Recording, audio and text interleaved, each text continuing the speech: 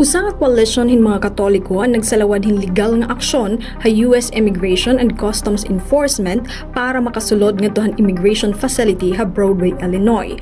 Igin sumiti ini hanya ang November 19 para magkamay-ada access and kapadian nga makahatag hin komunyon ha mga Katoliko nga adtohan na sabi nga pasilidad.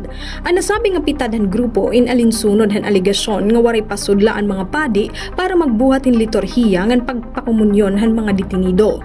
Naging basihan han nasabi nga reklamo ang Religious Freedom Restoration Act ngan han Religious Land Use and Institutionalized Persons Act.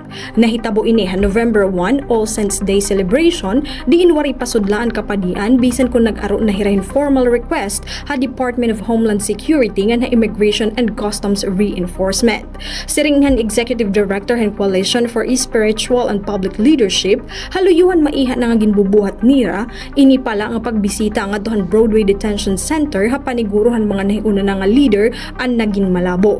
Nagkamay-ada ng mga contradictory nga diri klaro nga mga patakaran nga mga impormasyon. Dugtong pang direktor na peritan na hira magsalawad hini nga reklamo. Nakaabot naman na coalition ang mga reklamo ng detainees nga makuri ang ira kahimtang, masiok, baradong mga toilets, diri maupay nga pagkaon nga wari access sa basic hygiene supplies. Samtang, temprano pa niya nga bulan nagpagawas ang husgado hinmando.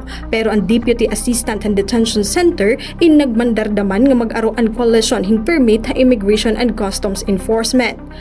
Han 1974 hi President Bill Clinton nagpalusad hin mando nga tanan nga mga detainees intagan hin supply hin sabon, towels, toilet paper, oral hygiene ngin iba pang mga hygiene supplies. Sinunod hini ang mandohan korte nga tagan hin kompleto nga pagkaon tulo ka beses kada adlaw sumalahiton kanan Estados Unidos dietary allowance. Upod hini ang tubig nga erimnon kada pangangaon nga kung nag-aaro ang mga detainees libre waray bayad.